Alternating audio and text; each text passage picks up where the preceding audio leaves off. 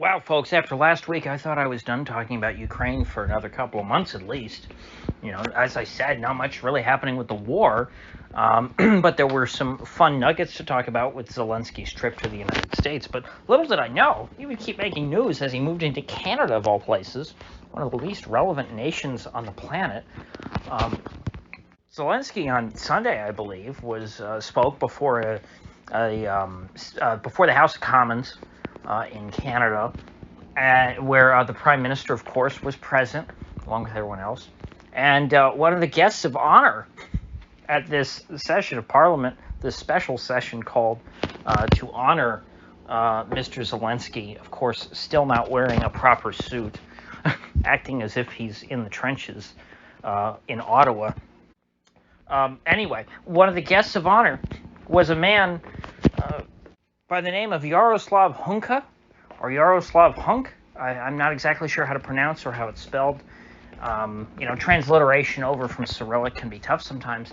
Anyway, he was described as a Canadian Ukrainian, which, boy, isn't that kind of a tongue twister, who served honorably, valorantly in the Second World War, fighting against those pesky Russians, which maybe, hey, you know what? Maybe at first glance, not everybody catches on to that, and they go, oh, okay, yeah, Russians, they're bad guys. Even a lot on the right go, oh, okay, yeah, and in World War II, that was the Soviet Union. The Soviet Union, they're bad guys, okay? So that's good. He was fighting the Soviet Union.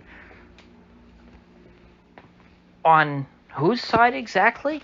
Because if you remember, the United States and France and Britain, they were on the side of the Soviets. So how is this guy fighting the Soviets? Maybe he was fighting with Finland? Okay, the Finns, they're not so bad. Actually, no, he's Ukrainian, and he was in Ukraine in World War II, so no, he wasn't fighting with Finland.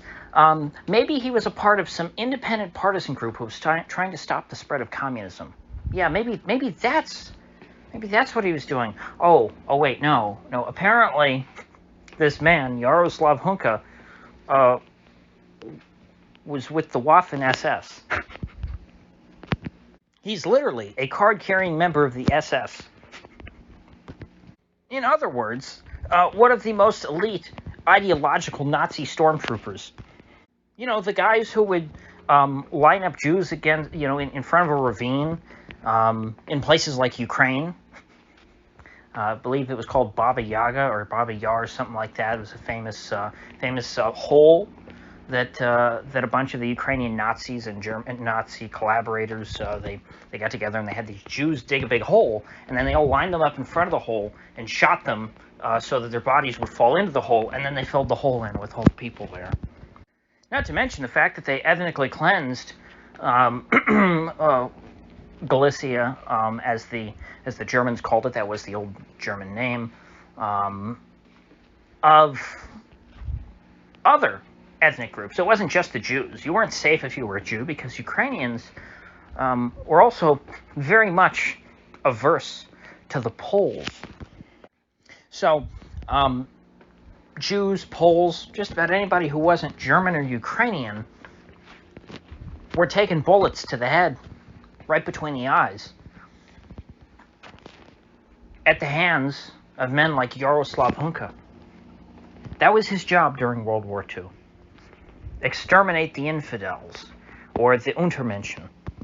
And so the Canadian Parliament thought it would be a good idea to honor this man and give him a standing ovation for his valiant service during the Second World War, fighting the cause, against the Ruskies. And I'm not here to defend the Soviet Union, but I think that it's reasonable for me to say that we should not be applauding the Waffen SS. I'm very sympathetic to people who are on the losing side of a war. Most German soldiers were drafted. They didn't have a choice. I don't think that men who fought in World War II, just because they were on the German side, should be, shamed or forgotten or neglected by society in their elder years. just because they were on the losing side. It was a matter for a lot of these guys of just where they were born. What side of a river were you born on? Which bank? The west bank or the east bank of the river? And that decided what side you were on in this war. But then you have a lot of men in World War II who went above and beyond to commit as much evil as possible, far beyond what they were, ordered to do, or the bare minimum what they would have had to do. They took no opportunities that they might have had to try and help innocent people escape the wrath of the war.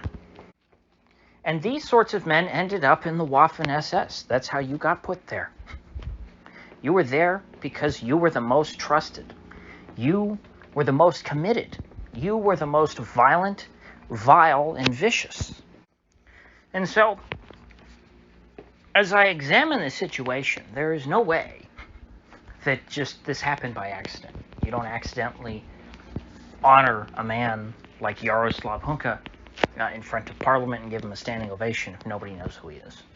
Obviously, they're giving him a standing ovation because of who he is, specifically what he did during the Second World War. They said it out loud.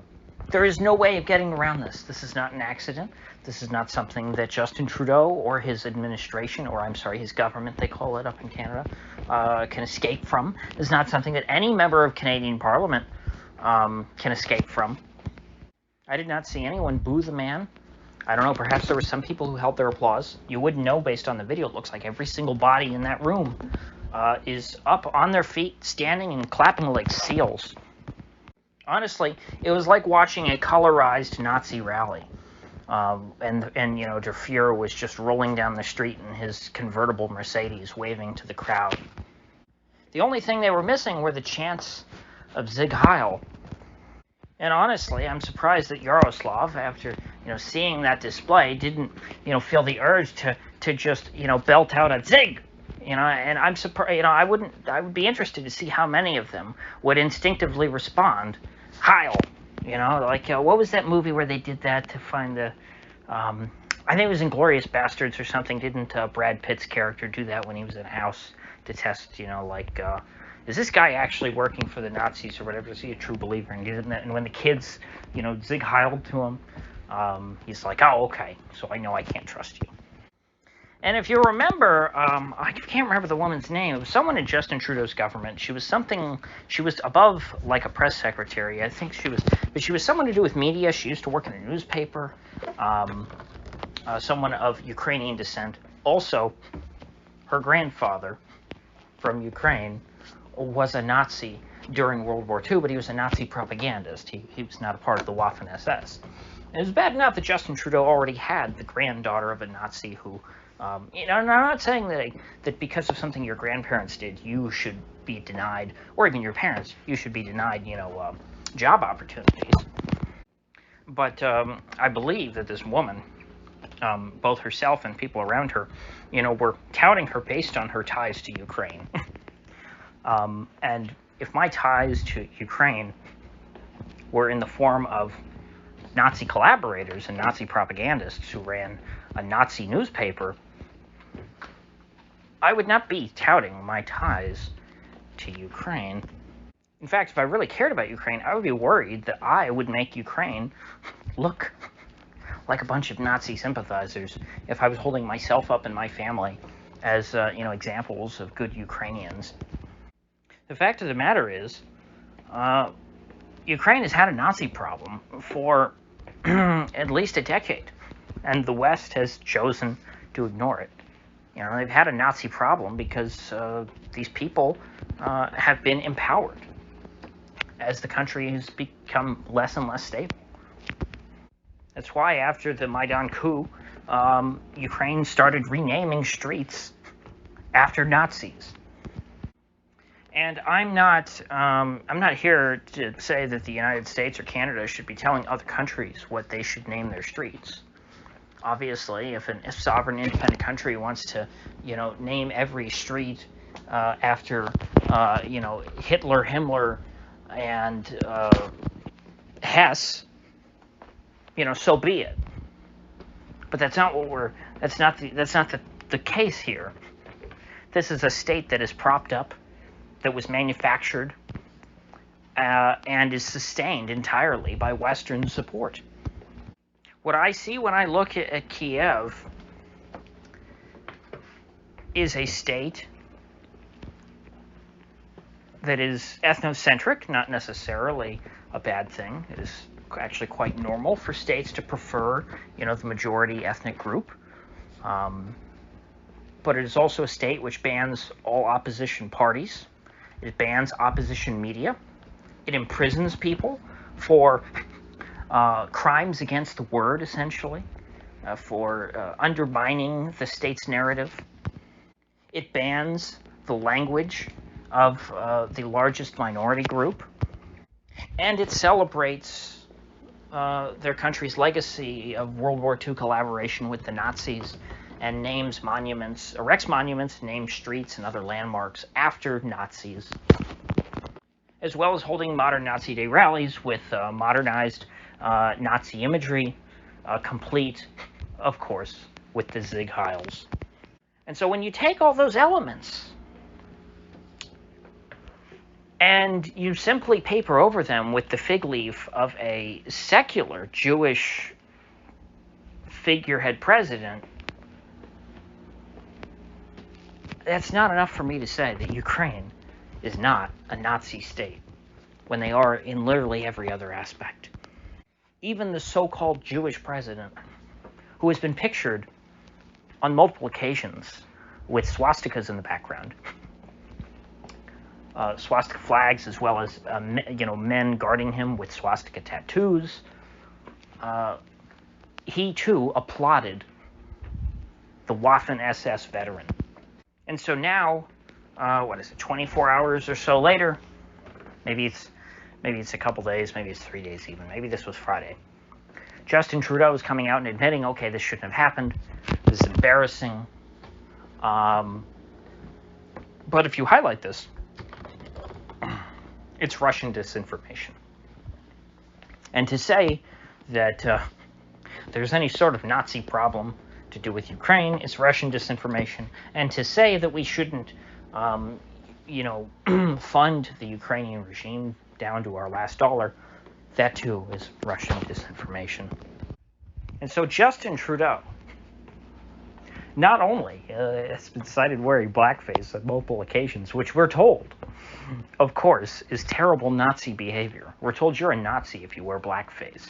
That's why they had to cancel, who was it? Someone on The View who wore blackface. Was it Joy Behar or something, dressed up as Diana Ross? We were told this is a very bad thing. Anyway,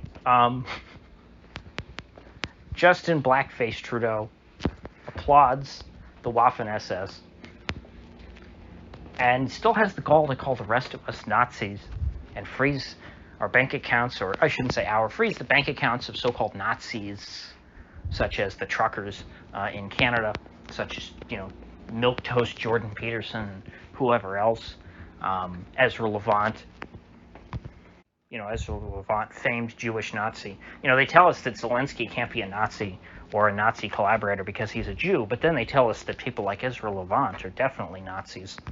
And before that, I believe it was Murray Rothbard who was the prominent Jewish Nazi philosopher. So, this is just...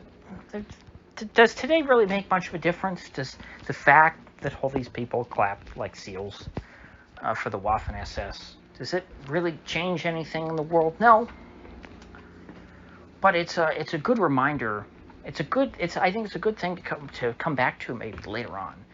When you have like normie friends who take the regime seriously and think that any of these people believe a damn thing they say, or who have ever been offended by anything. I want you to show them the video of Justin Trudeau, the Canadian Parliament, and Volodymyr Zelensky clapping for the Waffen SS. I want you to show them that.